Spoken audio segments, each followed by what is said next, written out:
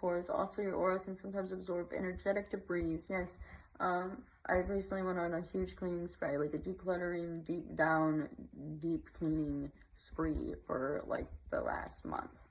And what I've found from that is I've been finding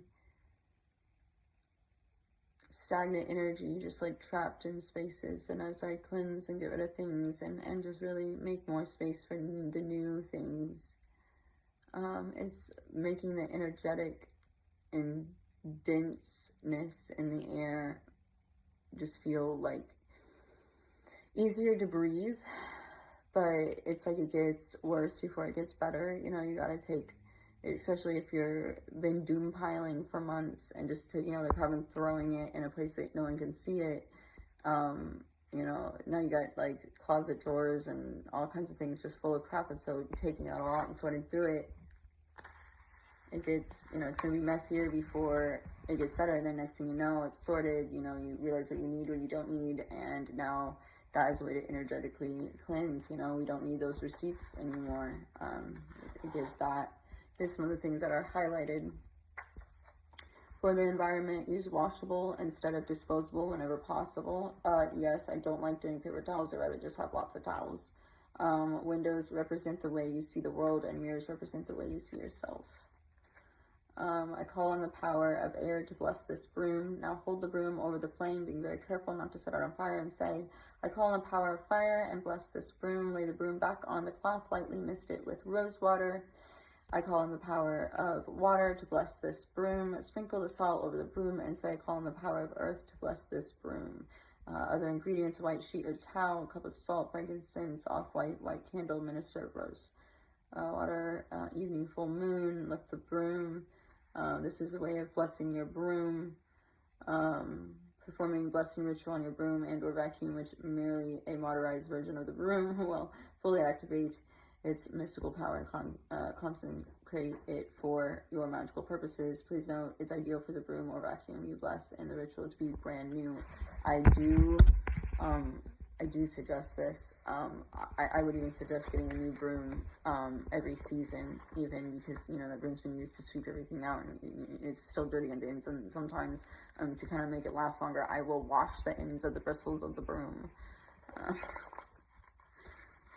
Recently, I think someone was like personally offended, like I was saying they have a dirty house, and I was like, no, I'm not saying you have a dirty house. I'm saying your house is fine.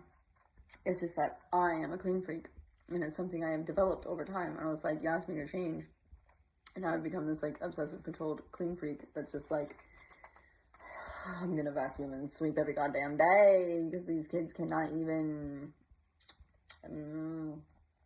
Don't touch that until I clean it again. Oh, the difference a shower makes. But anyways, like the difference that makes for your home too when you clean it regularly, and then like the deep clean isn't as intense, and so it's like, yes, there can be cleaning, and then there can be like deep cleaning, and it's just like, how often are you wiping down all of your surfaces? And like getting behind things, like you're pushing everything away, and then like getting behind. Like, when was the last time you moved your couch back? And like, that's what I'm talking about. Like doing that at least like a couple times a month would, it just like makes it easier. Yeah, this is part of it. Like my personality has evolved.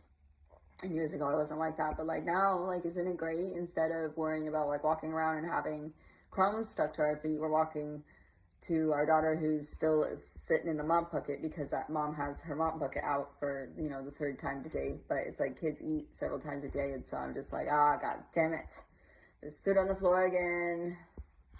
It's just like, it's just life, you know. You'd like to attract fear. Before performing the fireplace ritual, I drew a picture of a man who held me at pew pew point.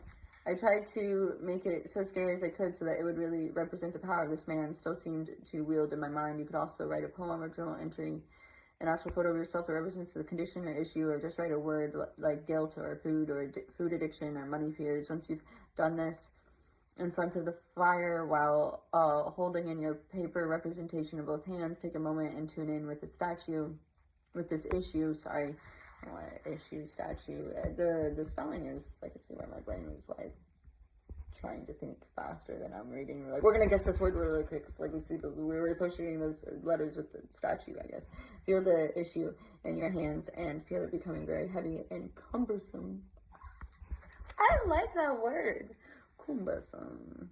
Since what a drag it is to have it in your energy field, to bring up the emotions associated with the issue and really get tired of carrying them around with you all the time. Once you've done all this, shift your attention to the flames, sense how purifying they are and how bright, and contemplate their ability to immediately transform old, lifeless matter into powerful energy and light. I was writing a poem. I haven't really finished it. This part's in my head. Well, I kind of wrote it down, but anyways, all the house fires in the world couldn't burn away the essence of your energy still whirling and twirling within my burrowing home. And like burrowing like a bunny deep in their den, and it's snowing out and they're not coming out, and above there's a fire and all the ashes could not remove the essence of this deep burrowed into the home. It's like gasoline set fire, and is it a ticking time bomb if you can't hear it ticking? Contemplate their ability to immediately transform old, dull, lifeless matter into powerful energy and light, and then throw your representation into the flames and watch it burn. Know that its negativity is now being powerfully transmuted by your highest benefit. Feel light and free now that you are no longer carrying the weight of the issue or connection. Express gratitude to the flames next if you feel like it. I highly recommend putting on or something empowering music and dancing near the fire to celebrate your new lightness and joy. You might consider, we will rock you. All right, this has been Intuitive Reads with Miss Jane Says. Much love, Earthlings.